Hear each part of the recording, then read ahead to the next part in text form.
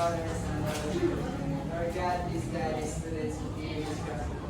Please give them strength, knowledge, they vary in everything throughout their face, give them the knowledge. And also, kagaya sila kanina sila mga naantay ang mga hindi sila mag-inugoy, mag-iihan, pero ang mga Lord ay kaniya mo ang dali ng video. Sana lang kasi na nakapilin ko yung gospel. Mahal Lord God, in the name of Jesus. So, good afternoon, everyone.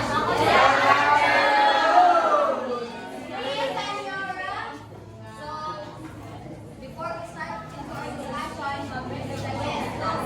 So, tanan mo ko, order mo. Yes.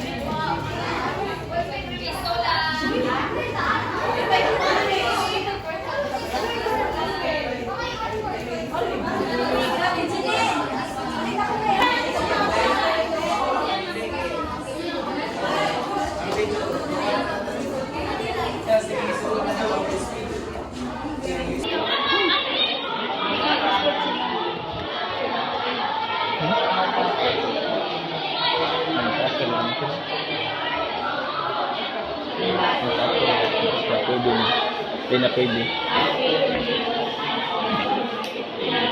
Hindi na pwede. Nagpapil lang po sila. Kung na sila kabuk-ukat. Ukat-utaris ka. Di na po nasugot maestra na. Ang expert na po nasugot. Basta kay niya na.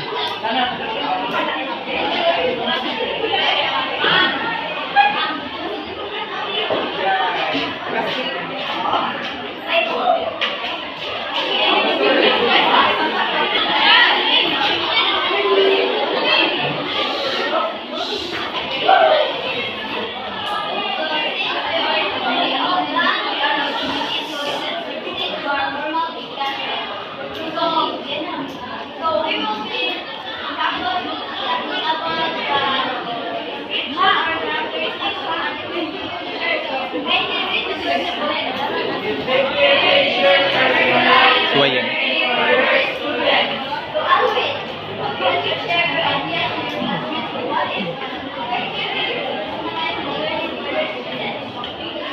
So, effective teacher personalize the learning for their students because after all, teacher is the one who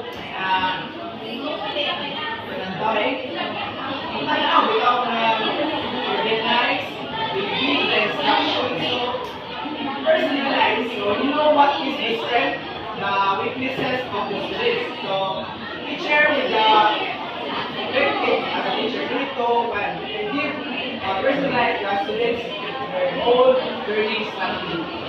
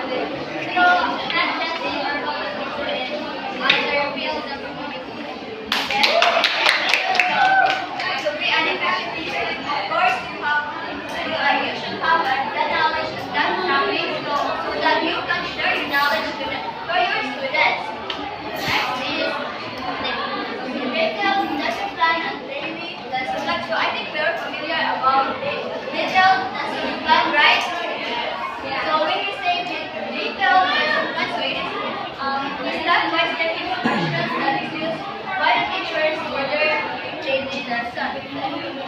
So it helps the teachers to organize or to have an effective discussion. Then, so as a teacher, so you can create a multiple lesson plans that cater or to cover different lessons in a day. Then when we say daily lesson block, so it is a simplified version or simple version of the detailed lesson plan. So it tracks it helps the teachers to track the progress of the students on. In each lesson plan, there are 6 components. So when you read the 6 components of daily lesson block. Objective, document, learning materials, resources, procedure, remarks, and reflections. So I think we can see those components in a daily lesson block. Since daily lesson block is using financial with one activity. Then as a facilitator of learning inside the classroom, the teachers are responsible for preparing daily lesson plans, right? Because in that way they have guide into the lesson. Next is,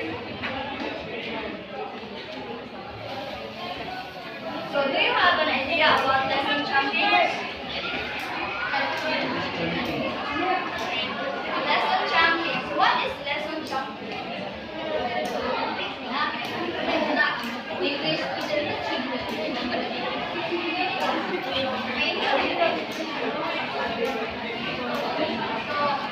say lesson chunking, so it is by breaking the information into smaller parts so that the students can understand the topic or lesson easily. So, kindly read the meaning of lesson chunking. We chunk lesson plans to increase student achievement and productivity. This program introduces the concept of chunk lesson plans. Explores the best practice and brain-based teaching strategies for chunking and shows teachers how to use instructions using high-level research and method to each lesson as a program allows students to practice the formation and display student achievement for the best practice lesson. It helps in learning practice by breaking down information into bite-sized rounds that are easy to remember.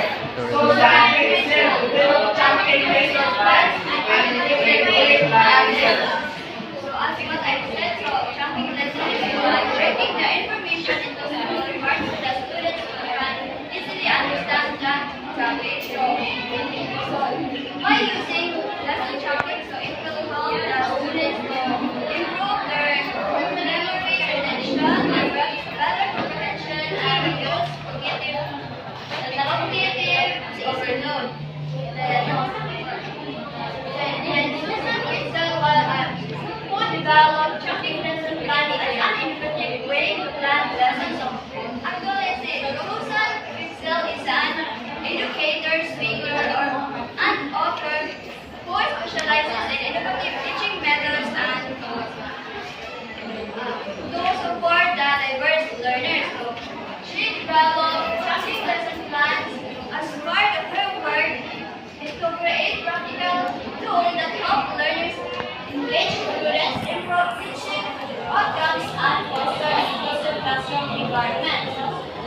So before we proceed to our next topic, I have a question. How does using the chunking method and lesson planning help students retain and understand the complex information more effectively? How does using the chunking method in lesson planning help students retain and understand complex information more effectively? So, as what you said, that lesson chunking is all about cutting information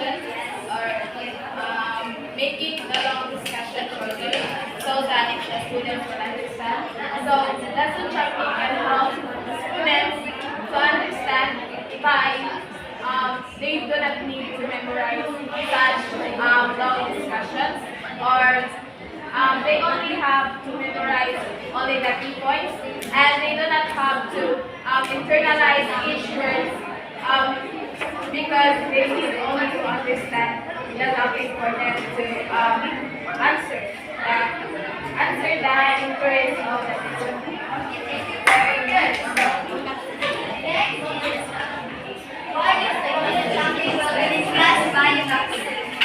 Okay, thank you so much, Miss Pamela. Okay, so since Miss Pamela discussed about the lesson chunking, so who can give insights or who can recap what is lesson chunking? Okay, Miss Melissa, I know you have an idea. Lesson chunking is a strategy where you divide the lesson into shorter parts and allow students to easily understand the lesson and not be bombarded by the information you give to the class. Okay, very good, Miss Melissa. Let's give a hand to Miss Melissa, everyone. Our next topic is why use content chunking. So why did you use content chunking? So what's the idea? So, Miss Princess, you have an idea? I think you have an idea. So,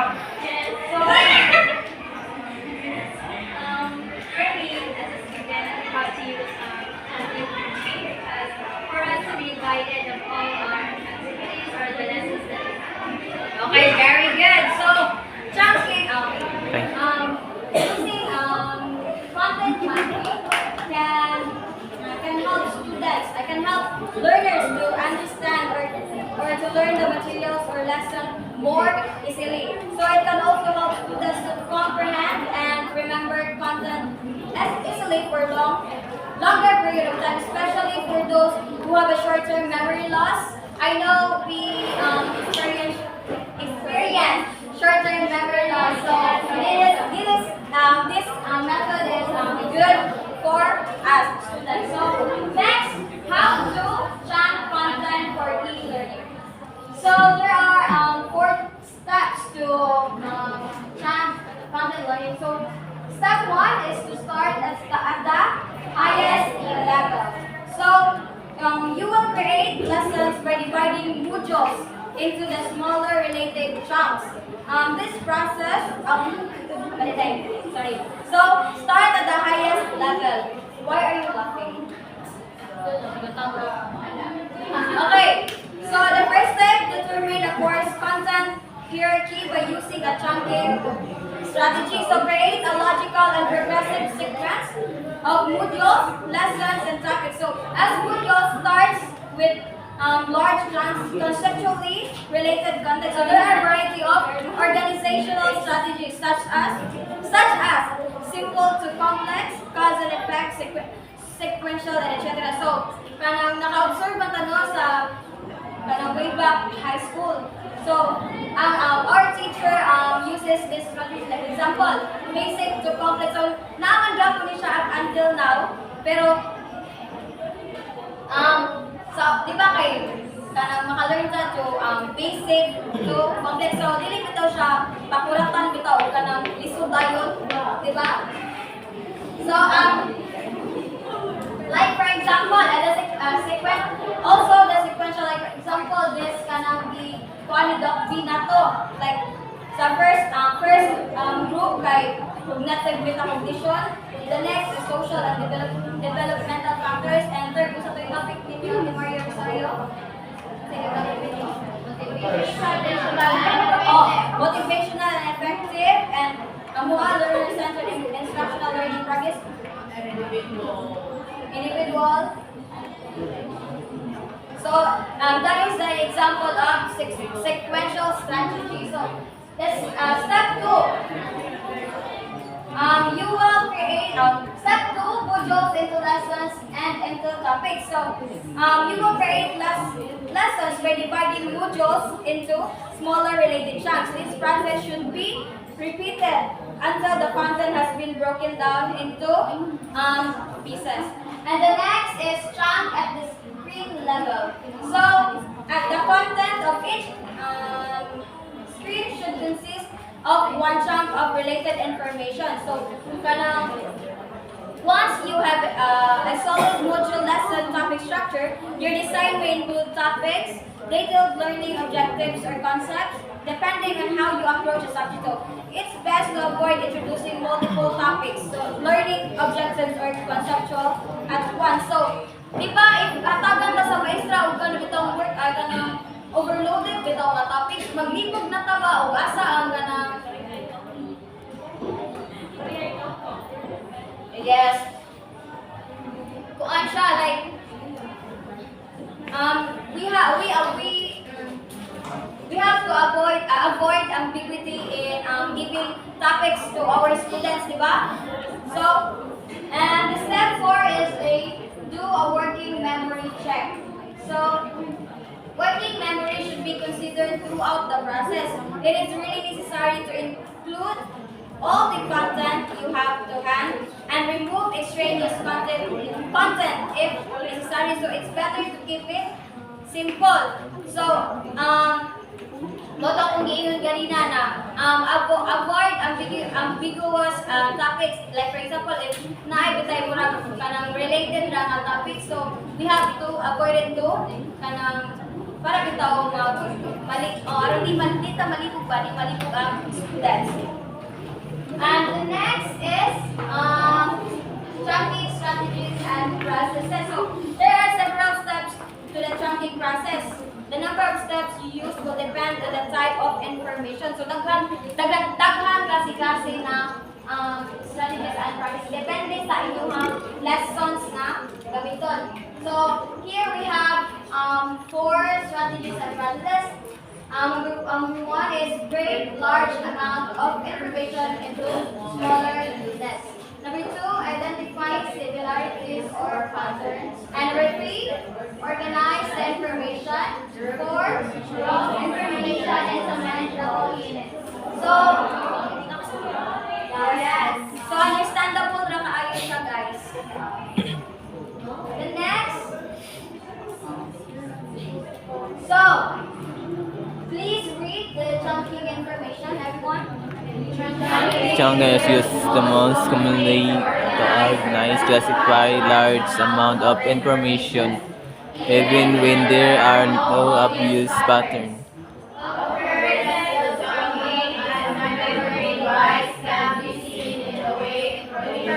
Information group in our daily life. So, chunking is used commonly to organize or classify large amounts of information. So, of course, if we chunk information, it is used to organize or classify large amounts of information. For example, giingon ni Ate Rosario na, giingon ni Ate Rosario,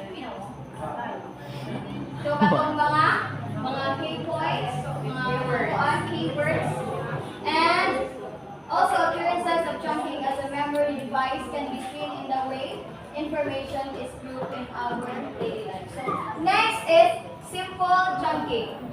So, can you read, everyone?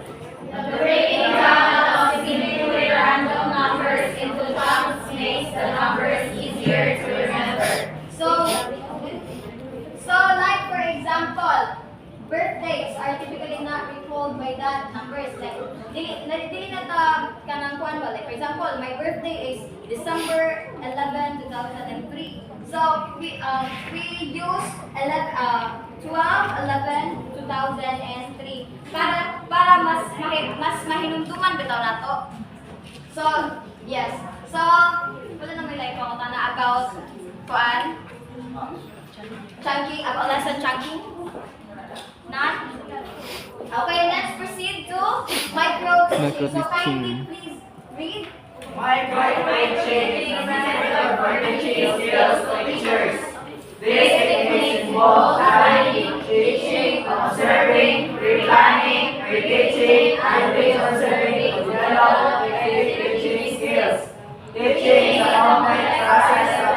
requires good communication skills and knowledge of variety of teaching techniques. So, who can give insights about micro teaching? Anyone? Chicken! Chicken! Chicken! Gana di kong uno.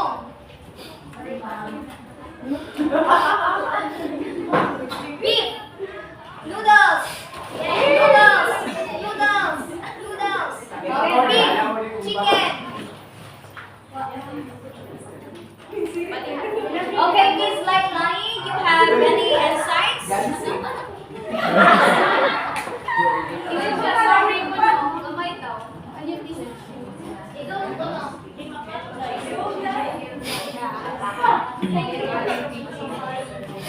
Okay, Miss Alian, micro-teaching is a method for teaching skills to teachers. This technique involves planning, teaching, observing, replanning, reteaching, and re-observing to develop effective teaching skills.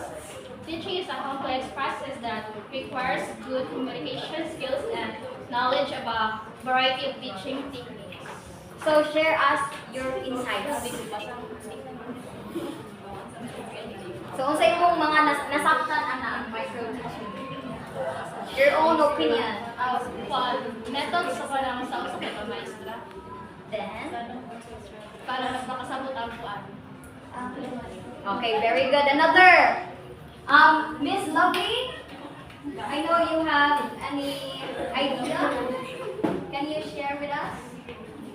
Can you share with us? Micro-teaching is a teaching skills that teachers should be able to know for them to enhance on how they teach the students well.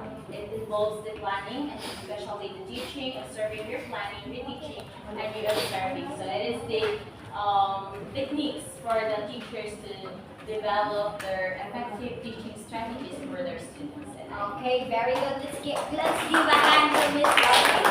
So, teaching is a complex process. Do you believe? Yes. Teaching is a complex process. Yes. Why? Let me hear from Mr. Victor.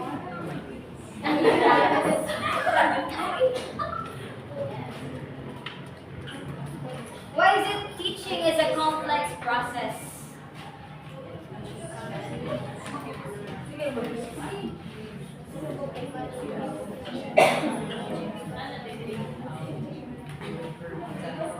Why is it teaching is a complex process? Yes, because Oh no.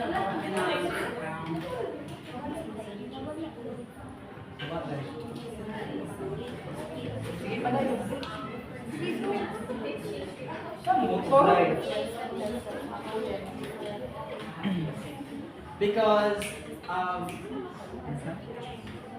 we have to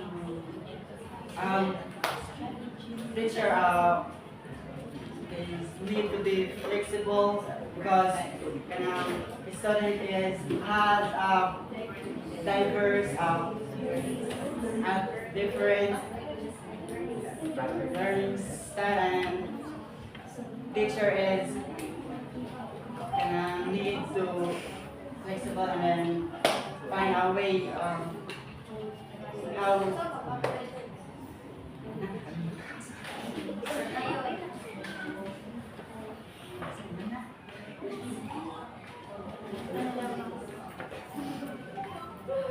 Okay, very good, Mr. Vitor. Another one.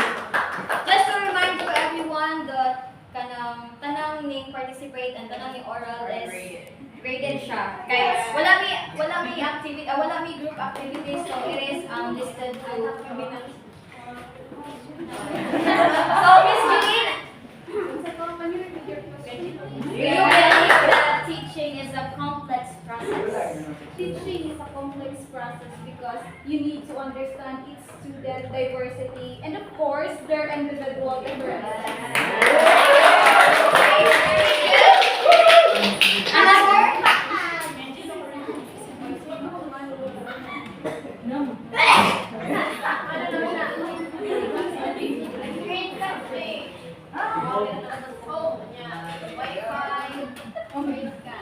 So, teaching is a complex process that requires good communication skills. Of course, as a future educators, we have to have a good communication skills. Kaya di ba? Magtutudlo man ta. Di ba? So, we have to, what do you call that? Yes, we have to be, and knowledge of variety of teaching techniques. Of course, as a future educators, we have to be flexible. We have to be,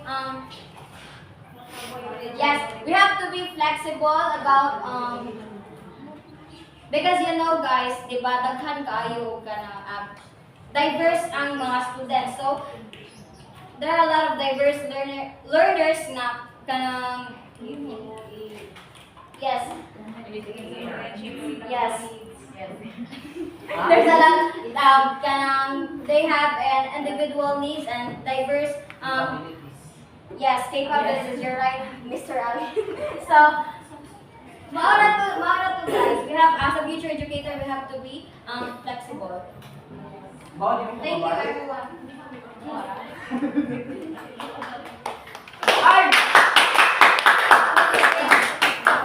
Sabi mga kataan, yan. About the lesson chunking and hyper teaching, so I know all of you guys are learned. So let's proceed to the concept of micro teaching. First, concept of micro teaching. First, concept of micro teaching is teaching in its real form but with a minimum concept. So when you say minimum concept, so just like what Maxim discussed to us that about the lesson chunking. So means minimum concept. So instead of discussing the whole content in one time or at the same time, you need to chunk it to yes, that's it.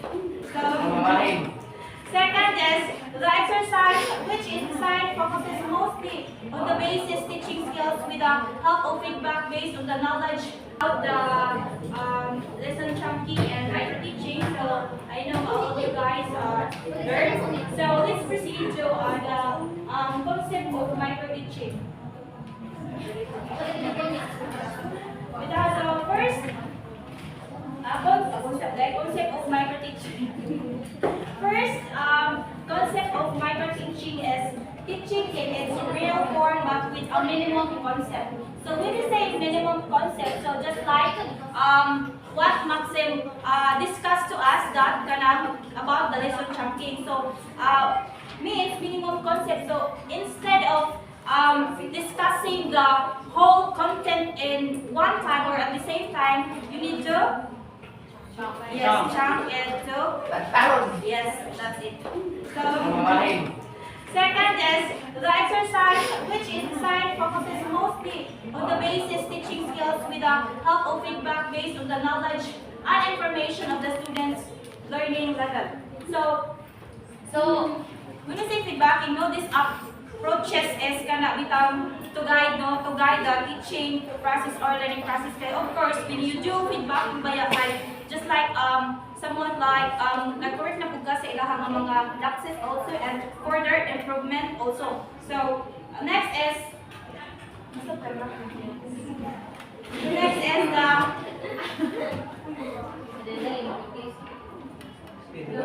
so just bear with me guys. So kaya wala siya ikaw. So third is the teaching is conducted for students who are from different backgrounds and their intellectual abilities. So just like what Maxim said earlier, that our students have different needs. No, we have inside our classroom in public school we have different we have a lot of students. No, so yes, 45. So it means its students have different needs. So that's why our we talk about our teaching environment that embraces diversity in both background and learning abilities. So that's it. Nasabtan na siya? Yes. Nasabtan na? Yes. Okay, so I'm going to proceed now and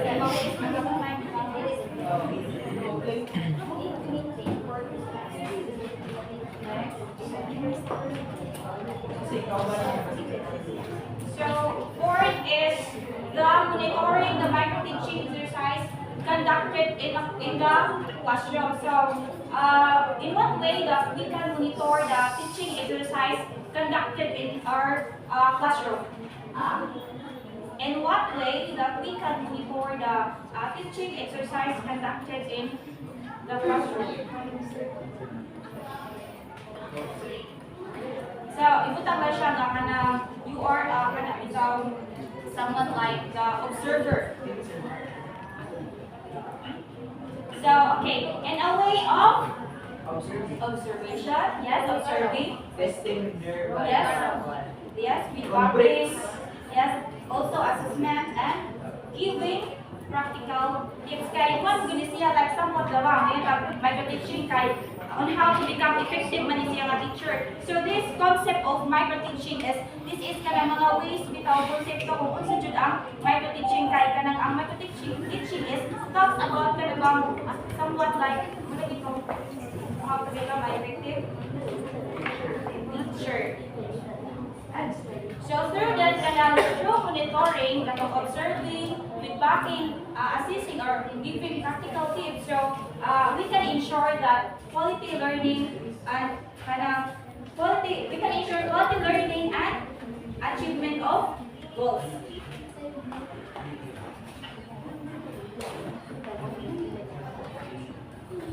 So another is enabling the prospective teachers to learn effective teaching skills. So what are those skills that the teacher should acquire? knowledge. Me, Angelo. Can you please, Darren? So what are those skills that the teacher need to acquire? Just give your idea lang yan.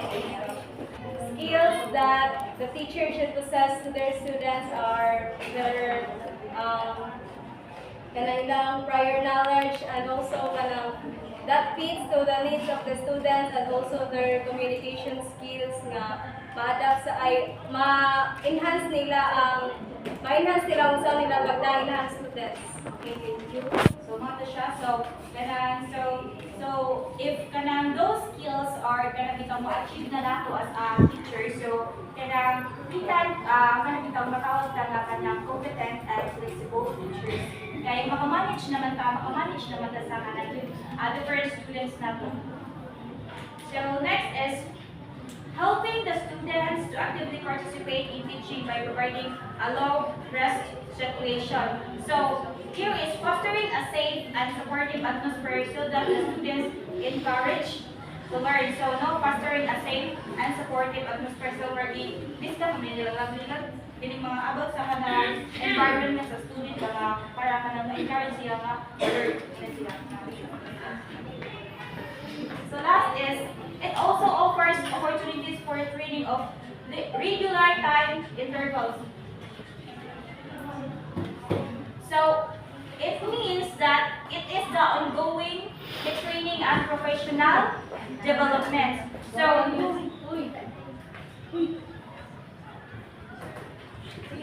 okay, so this is essential for teachers to stay up to date with new research, teaching methods, and educational trends.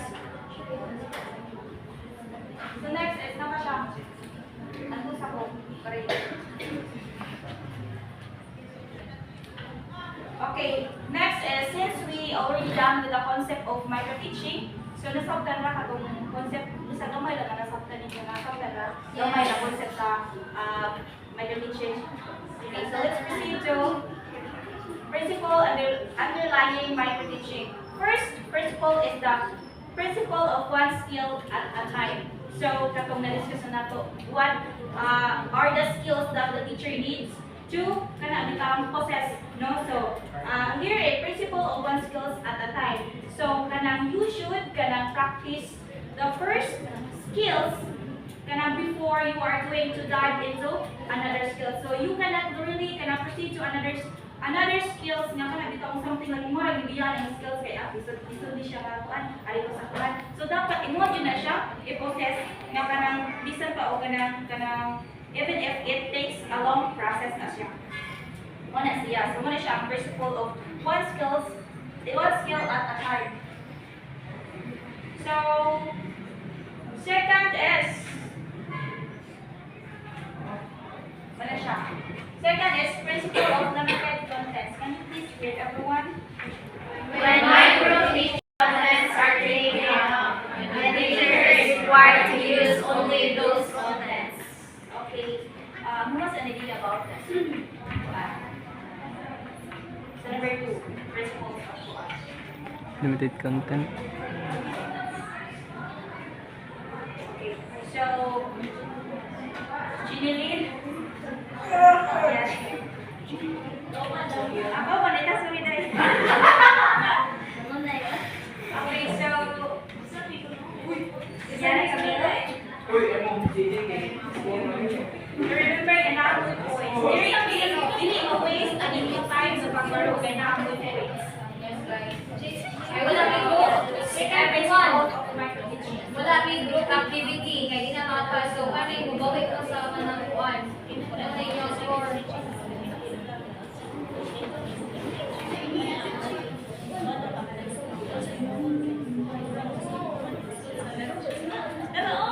Sa may kuno dahil. Okay, atas ka.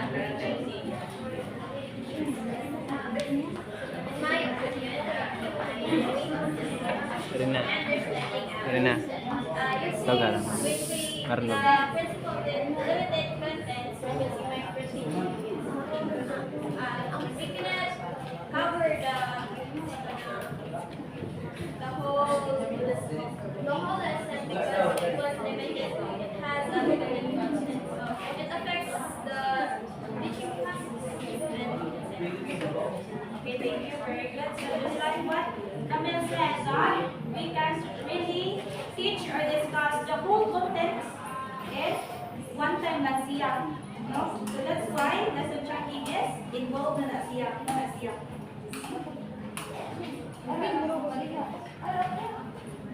So third principle of practice.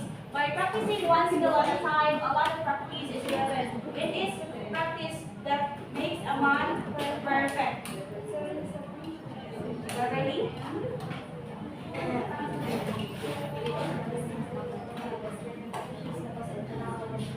Present.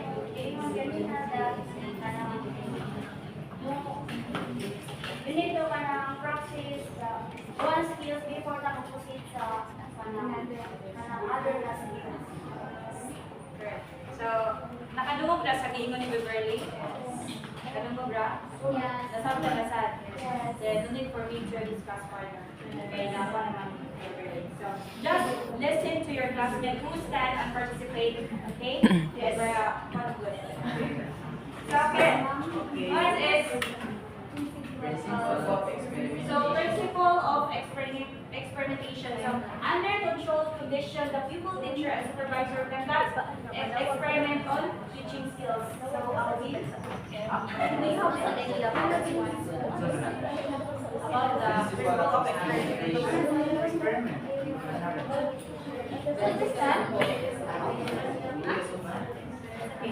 Principle of experimentation under the controlled condition, the pupil, teacher, and supervisor conduct experiment of teaching skills. So, teaching skills, it is the way that teacher teach. So, it is a type of experimentation on the teaching skills or skills that teacher should, way of teaching ito niya. With the guide of the supervisor, na siya magtanaw, the teacher with his or her experiment skills, i-conduct sa student niya. So, principle of experimentation. So, that's it. So, naminaw mo alin? Wow. Nasabtan ra? Today. Okay ra? So,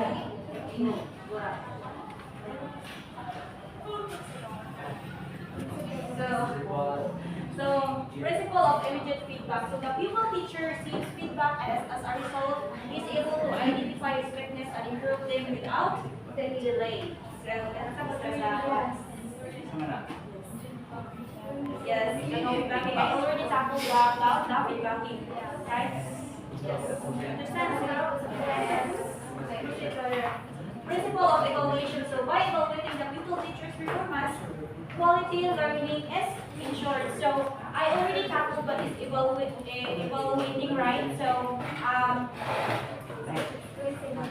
through evaluating the quality learning is ensured. So why man? Why through evaluating quality learning is ensured man? Yes.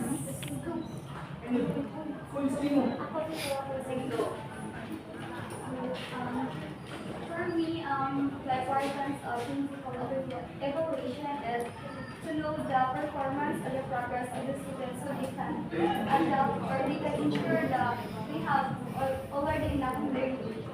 Thank you. So that's it. So evaluating the pupil teacher's performance, what the learning is ensured. So kanang di ba kanang evaluation is kanang kuan man siya kanang observe, evaluating the outside area nga improve pag yun niya. So muna siya. So next is principle of continuity. Learning continues until the pupil teacher learns skill student is valued for each skill. So just like what I said earlier, that kanang those different skills that the teacher need is need jud niya na mga ma-acquire o ma-possess kay we are supposed to teach the different diverse students and through that if we cannot really manage ourselves in teaching, so how can we manage our different students? So the next class is the principle of individualized training. So training is given very thoroughly to each trainee in micro teaching. So whether you like it or not, we as a future educator, we need to undergo training without us a teacher. Kaya just like what I said earlier, that we are going to educate our students. We are going to giving them the information that they need. So that's why we need to go or undergo the training. So that's it. So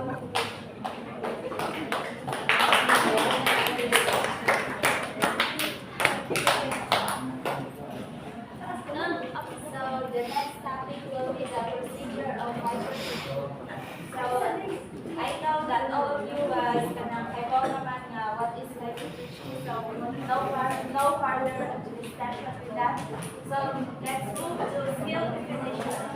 Skill definition is a microteaching skills and encourages teaching behaviors to acquire knowledge or acquire skills which they need to master. So anyone of the class who has an idea about skill definition? Okay, Adrian. So skill definition is to do something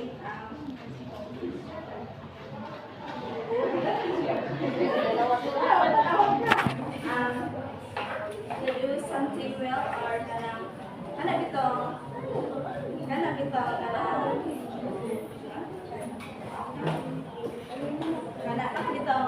imong mag-gain kita kanang skill definition imong mag-gain through practice or imong imong harang pagaling ba mo ability pagaling balance through kanang like imong mental or like kanang play kanang. Thank you, Ms. Gia. So a skill definition is not just doing by our knowledge, it also about our skills. Because, for example, when we go to work, dili naman siya yung or as a teacher is flexible man. As a teacher, it's not just do with many assessments, many mga answeranan dito mga makawan po sa mga bata. As a teacher, sa mga performance or mga task or activity na buhat sa mga bata to gain the ability to the students, and to be the students is not just a teacher to be more flexible but also the students. And next is the demonstration. So demonstration is experts demonstrate the specific skill to trainee teachers either by themselves or with the aid of audio or video recordings. So demonstration, just like what we did, demonstration and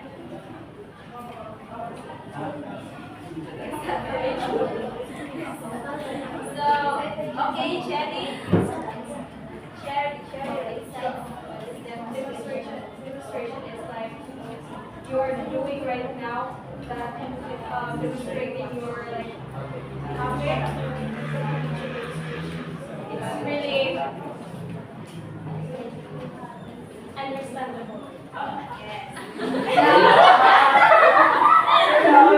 So as much as everything said, and demonstration is really understandable because all of us were experience na demonstration. And one thought, demonstration is not just like reporting. That because demonstration has a step-by-step process to sunod. If we say reporting is not just report hatag kasi yung opinion or mga insights. Demonstration is first you monitor the students first on how they first on how you gonna engage the students, how they are very active in your active.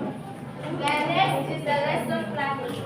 To practice the skill, the trainee teacher plans and learn lesson. With the help of his supervisor, he prepared this micro-teaching lesson plan. From the word lesson plan. So, what are those two types of lesson plan? What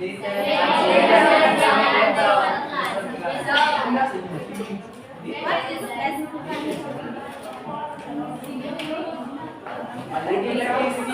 Lesson planning. Miss Charmaine and share your insight. What is lesson planning? Or I don't know, why is it lesson planning is important? Lesson planning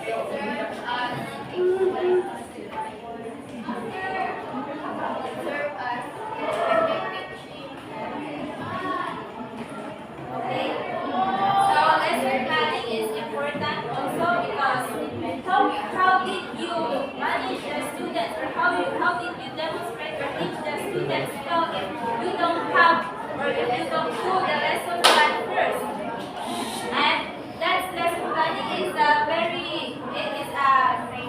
an important way to assess the students and to know their behavior first, and to conduct and to know how or when to conduct the assessments or when to conduct the performance task.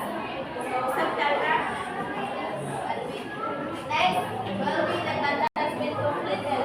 The pupil teacher teaches the lesson to the class according to the given skills. So this conducting lesson is when you done and after you do the conducting the lesson, you do the teaching method. Just like what we did of Marisa demonstration, mo doon lang isunod ka para maganda na nila o magwanda na masunod-sunod para manola o ka nang ano sa abad na musunod na pinagdan na So next will be the discussion and conclusion. A concluding session follows the teaching session. Feedback from the supervisor is provided in the concluding session. So in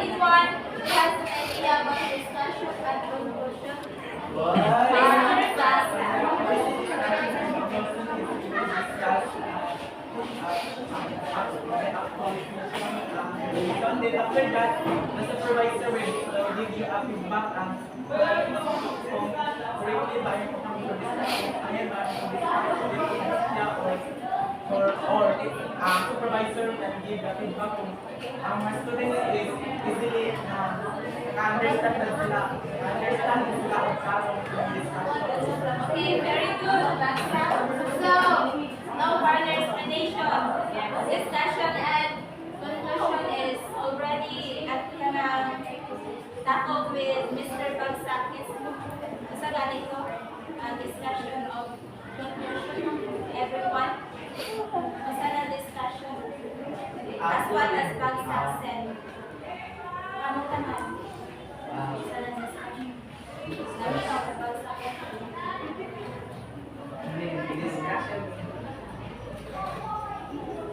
Discussion is basta ito gibuhat. Then conclusion is Discussing. What you did today. What you did today, discuss on the and after sa discussion, to discuss the all topics or the all contents you gathered in the in your kuan ba, in your topic, then after that, you're given the feedback or there will be a positive feedback or negative feedback from the supervisor that when supervisor gonna give you the negative feedback, that serves you an improvement na nakamay na mo na siya pang sugod you will conduct another teaching method. The next will be the replanning. Replanning is this repetition involves the replanning of the lesson plan. The aim of this replanning is to master the skills mentioned earlier. So, replanning. Okay, what is replanning? Replanning is when it, like what we did in naman na siya yung objectives na dapat malaman ako ma-acquire as a student kind of success na at the end of the lesson na learners learn about the skills, blah, blah, blah. So, replanning is parang katong objectives is talagang na-acquire sa students is ilang palibon ang buwan para ma-master ang skill. Okay. Replanning is an important also to in teaching method. That because as a teacher to master all the skills that you gonna do to teach the students and also to replanning is to know that makatabang sa siya to improve para ma-improve ang ato ang skills sa pag-teach like mabitaw makatuta to know replanning that because when we see that the students the students did not understand our topic well, so makausap jud kanila. So that's why we need to observe first the students and how they communicate to the teacher. Okay? Every student is different and we have, or in a classroom we have the diverse students. So next is reteaching. Reteaching is the time duration is kept as same as a previous class. So reteaching, just like replanning, you teach kanang balik rapod guys. To further understand the students well on how you to further the students well, to further understand the students on your topic, then reteaching or recap.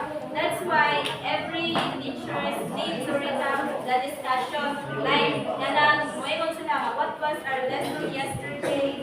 You can recap the lesson yesterday. So, the teacher assess your skills in one goal, in knowledge mo, na mga nasabtan or nakanito mo makasalahan i-teach sa pagkunan. The next is the rediscussion. The end of the pre-teaching session, the discussion and conclusion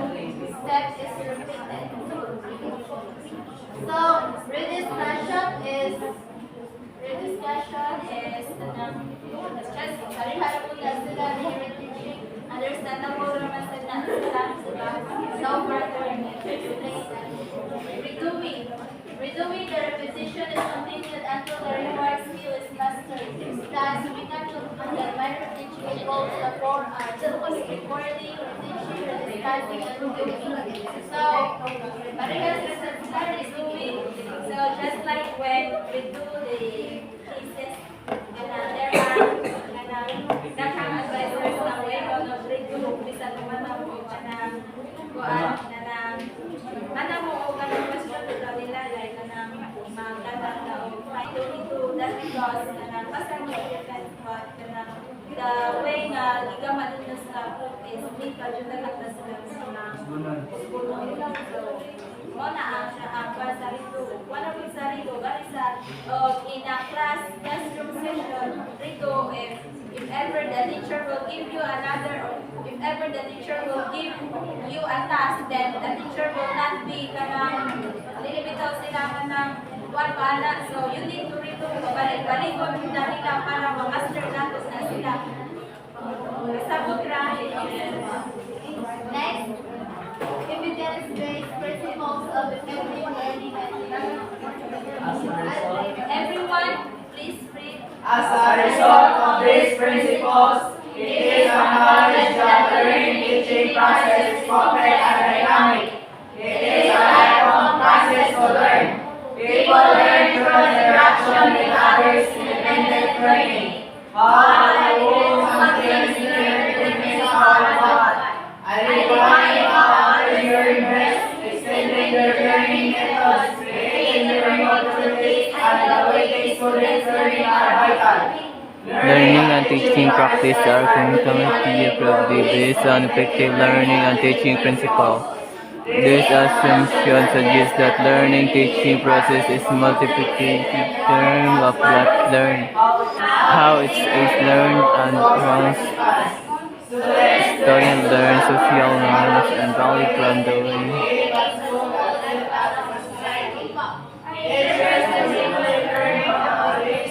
Learn the process of learning and how individuals learn best.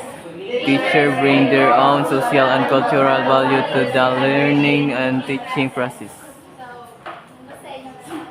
Wow.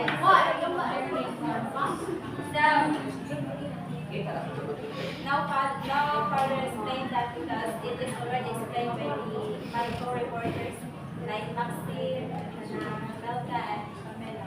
So let's proceed to Principle 1. Principle 1, effective learning and teaching is founded on an understanding of the learner. So the principle 1 is the effective learning and teaching was founded by a learner that because when a learner gains more knowledge or a learner knows how to comprehend, analyze, events given by the teacher. And next, principle 2, effective learning and teaching requires active instructional meaning. When effective learning and teaching requires active, that's because the teacher and students has the collaboration with each other. That participation, every students and teachers. And 3, effective learning and teaching enhanced and is enhanced by supporting. And effective learning and teaching has a supporting and challenging environment.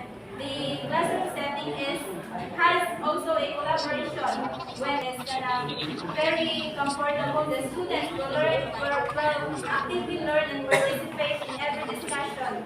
And the students will motivate their learning on how to interact with others and motivate their and also that the teacher will meet the goals of the learners.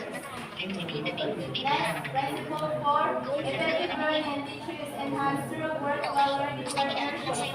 By partnering like ato nila ikuan as a friend ang mga by effective learning in every classroom setting is namin kain ng mga circle of friends.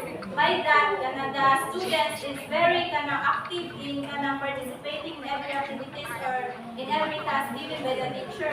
So that's why the effective learning and teaching enhanced by learning partnerships, collaboration also.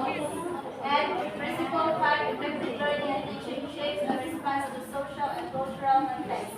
So, effective learning is important also in terms of social and cultural context.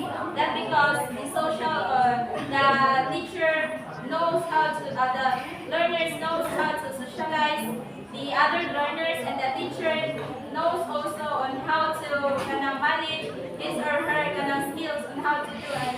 And by that, the effective teaching and learning is effective, efficient, or the way of teaching is the learners is motivate sila, and they gain more knowledge, not just the knowledge and also their overall skills. So let's proceed. Formulation of learning. Formulation of learning objectives using taxonomy. So there are 4 key principles of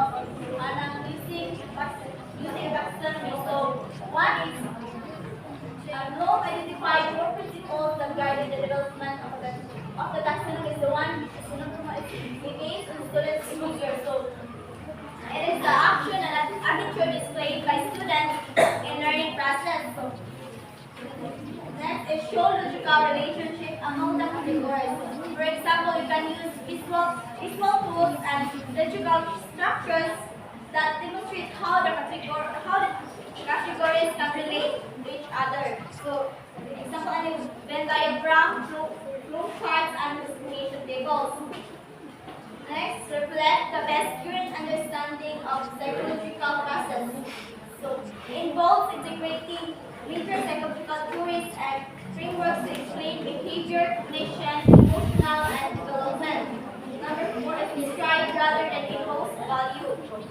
Then, means presenting facts, observation, or details in a neutral, objective manner without attaching subjective evaluation like good or bad. So, next, Bloom taxonomy. So way back sa una no nga natako naman din Bloom taxonomy. So kinsa na idea sa what is Bloom taxonomy? Very dilatory. So taxonomy. What is Bloom taxonomy? Way back pag first.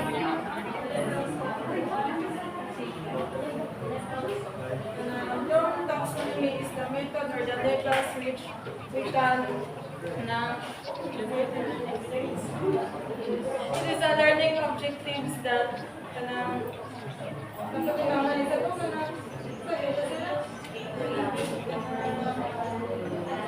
analyzation, evaluation,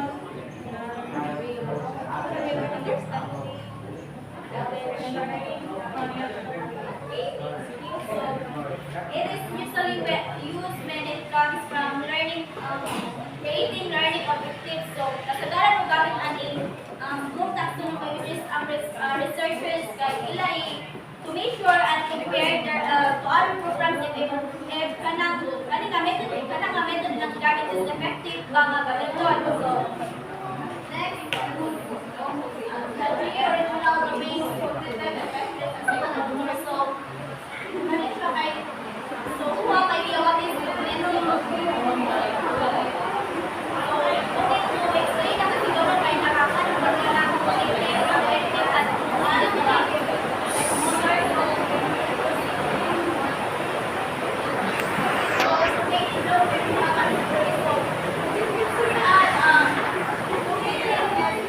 question, what do I want learners to know? So, first area is concerned with mental and thinking skills. So, ang abilities sa cognitive analysis is conceptualization, comprehension, application, evaluation, and synthesis.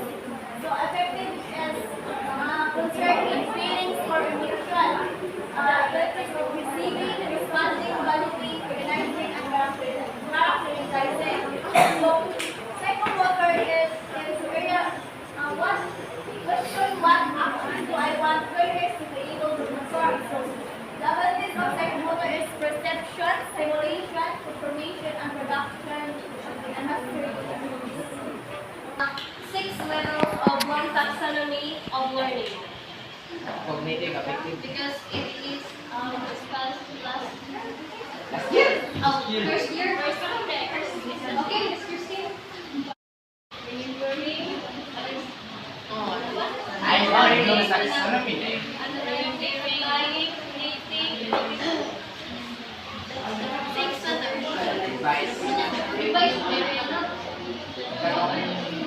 Knowledge, comprehension, application, analysis, synthesis, and evaluation. So I will pick 6 students here to expound their understanding and give some examples. So can you, for the knowledge, I will pick Miss Christine. Can you expound what is your understanding and give some examples? And number 2 is comprehensive for Mary Joy. Number 3, application for delivery. Analysis, comprehension for Mario Rosario. Application for Mary Joy. Analysis for Rena Grace. Synthesis by Lani. Evaluation is Jhonvie. Can you please expound what is your understanding and give some examples? First, knowledge.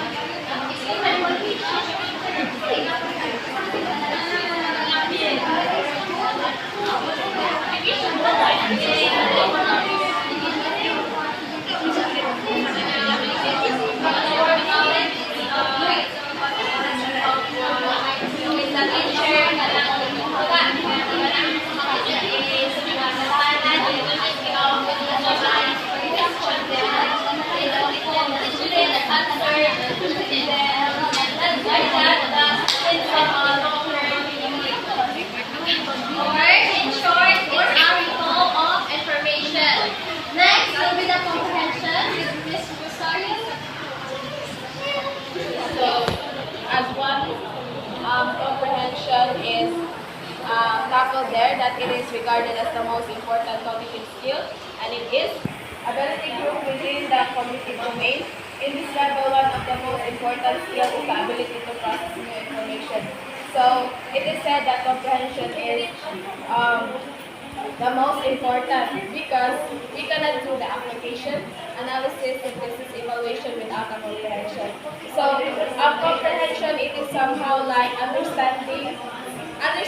listening and understanding, but it is a way deeper because if we say listening, we are just lending our ears and just listen and just know what they are saying. And for understanding, it doesn't require a very deep meaning. We only understand the words, but our brain is not processing it. But if we say comprehension, it means that we totally understand what is said in the lesson. Okay, understandable about explanation in this scenario? Yes. So next will be the application by Mary Joy. Okay, application from the word itself, application, which is applying your learnings into a real world situation like role play, ganyan na, dahil what's I mong na-learn with a learning na yung i-apply ko sa certain situation.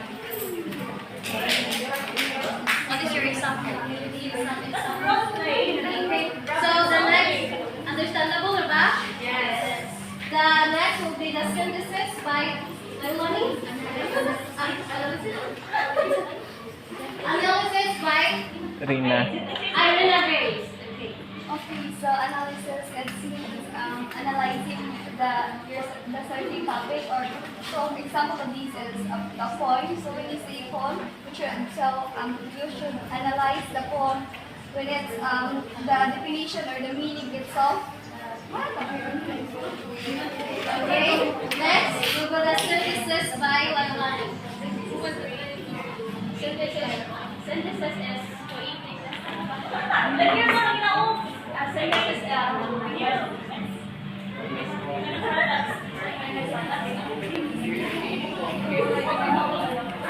synthesis refers to the process of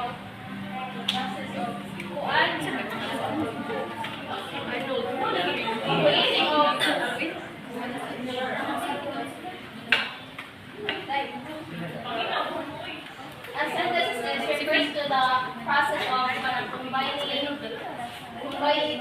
different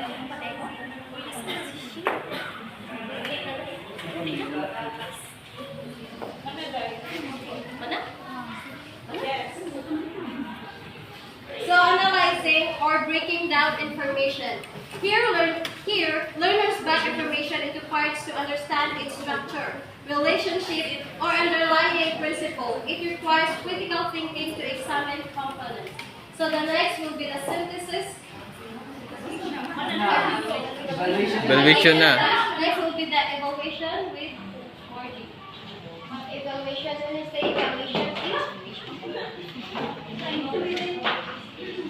When you say evaluation, we make a judgment. For example, teacher and the students, we need to judge the teachers and students. Judge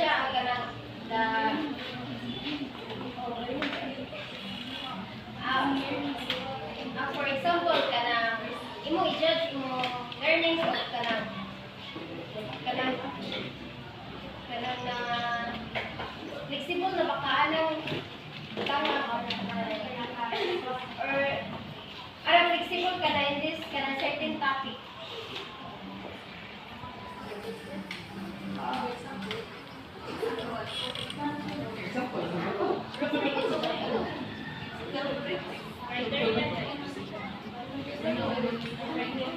So next, here's the cognitive levels under keywords. So the knowledge will be the recall information.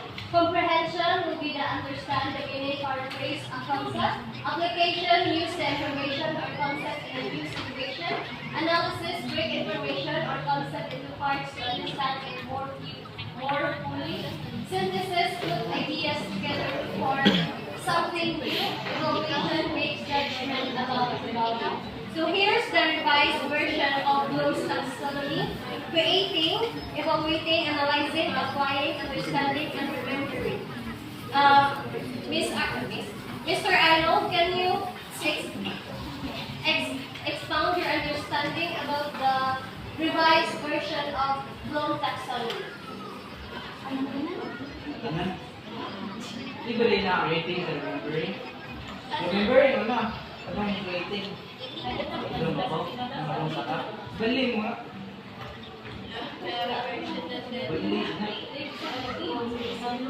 Remembering o na? Remembering ako ng topic. Okay, Alvin, can you expound your understanding about this? Wow! This version of the So, the revised version of the Bloom's taxonomy, the remembering first, because after all, remembering is involved of your recollection of your knowledge. It is your one. So, understanding, it is your understanding based on what you have remembered. Applying, it is applying on what you understand. Next is analyzing. Analyzing after you apply. Next is the evaluator. It is evaluating after you analyze. What you have analyzed, you are going to evaluate it. And next, evaluating is judgment. What you analyze, you make judgment, man. So, next is the creating. After you make judgment, it is the creating na. So, yan na. From down na to up. So it will discussed very well by Alvin. Let's proceed to knowledge is divided into 4 categories. First, the factual is please read. The content that is essential to understand is Solving problems, essential facts, terminology, details, or elements. So this is the basic information or facts you need to know to understand a subject or solve a problem. For example, in history, knowing that World War II ended in 1945, or in a language, knowing the meaning of the noun and pronoun. So second will be the conceptual. Please read. It involves knowledge of classifications, principles, generalizations, theories, models, or structure related to So this is about understanding how things are related, like categories, principles, or ideas that form the big picture in a subject. For example, understanding the concept of supply and demand. Also, the biology, understanding the food chain, their procedures, their consumers, and the decomposers. Next, procedural. Students will be able to do something within an area of study with the help of this information or knowledge. Can I have Miss Richter to expound her understanding about this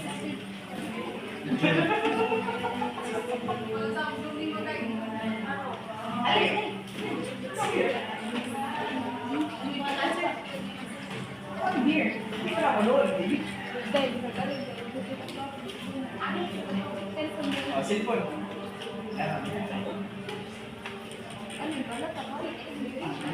Oh, balik kan di rumah. Aku kamu balik.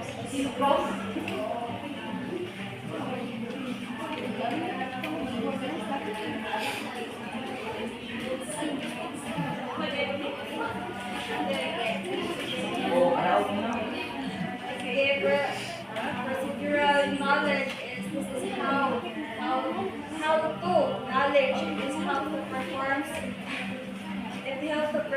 tasks or solve problems by following steps or processes.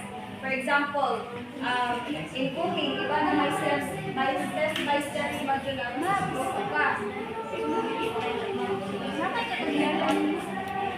in art, knowing, for example, in art, knowing to mix colors to create a specific shade for the shade you want to create.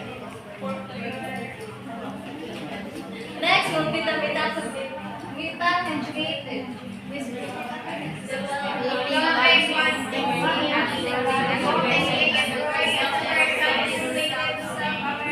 So, Mr. Arnold, it's your time to expound your understanding about meta-cognitive because this is discussed by the past group.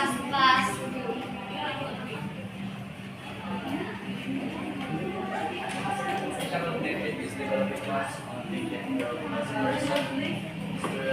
Related self-awareness. So, cognitive is student is aware by one. The teacher discussing learning by doing. Thinking by one, right? Ito? Thinking yan. Thinking. Ano siya? Learning by doing ito. Thinking. Learning by doing. Thinking by doing. Thinking by thinking. Thinking by thinking. Cognitive is one is mind to process and to aware.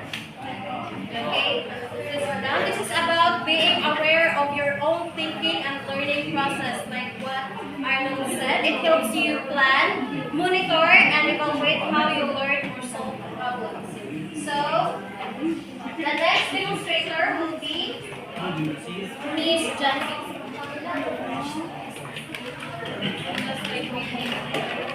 So next is making the lesson objectives smart. So learning objectives should be well defined and clear. It states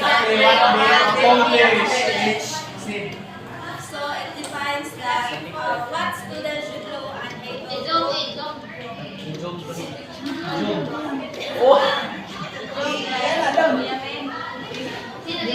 Balik.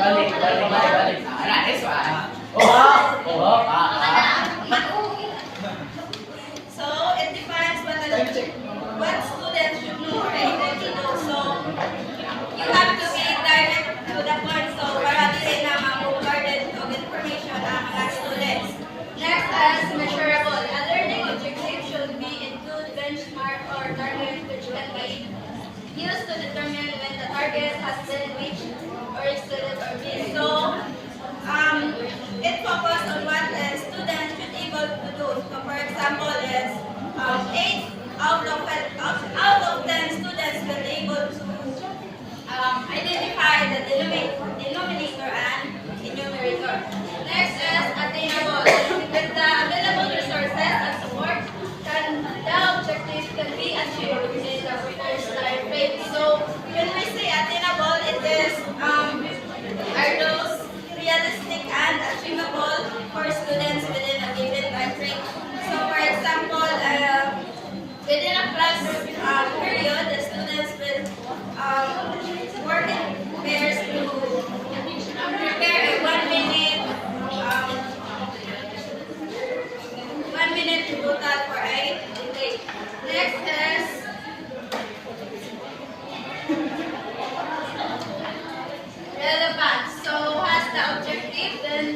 relevant to address the overall program objective. So when we say relevant, it is aligned with educational goal and enhance the students' understanding and skill in a specific subject area. Next is time bound. So learning objective should be include a specific date by which they should be completed. So with the example is deadline.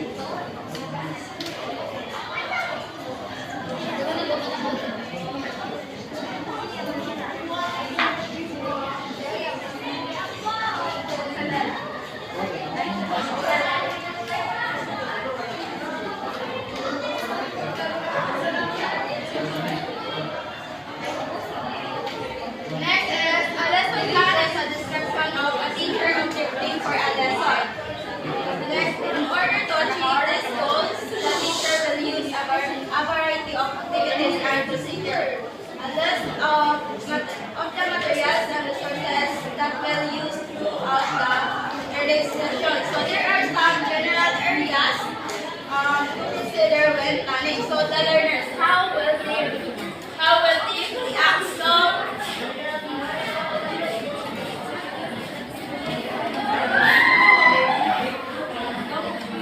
So Miss Rhea, what is your idea about this? Overall idea about this?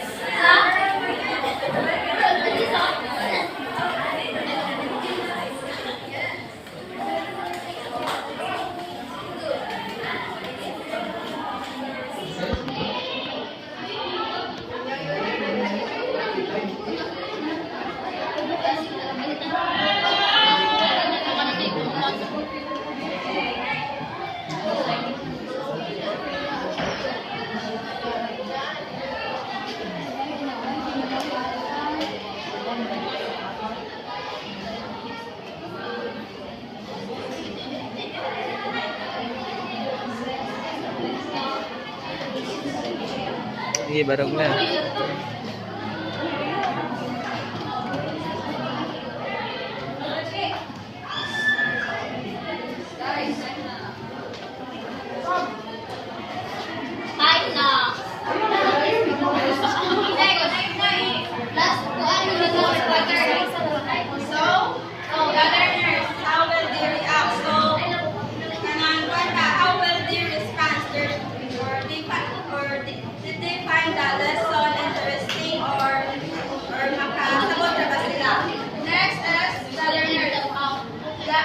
How will the learner achieve their goals? So what are those activities na pwede rin makuha para having sure that the students will be able to achieve the goals? Next is the teaching part. How will be the lesson be structured? So what are those activities na pwede rin makuha na pwede rin effective for those students?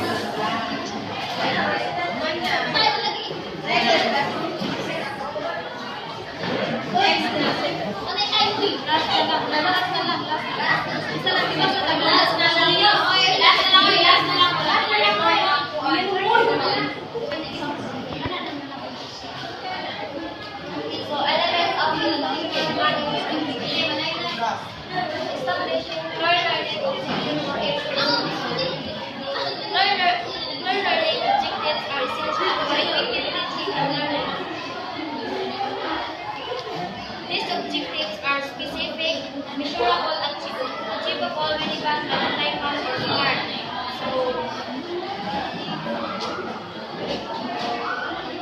Second is producing one is one idea of producing confidence.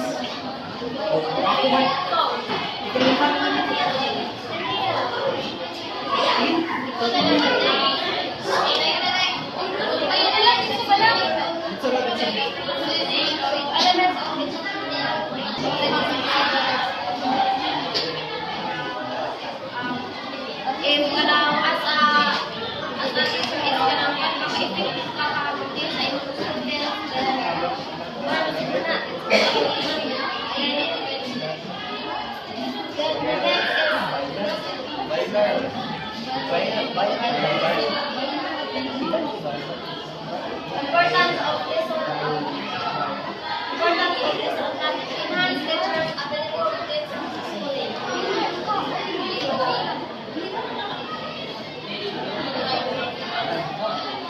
It ensures efficient time management or allowing for adequate coverage of achievement. Overall, is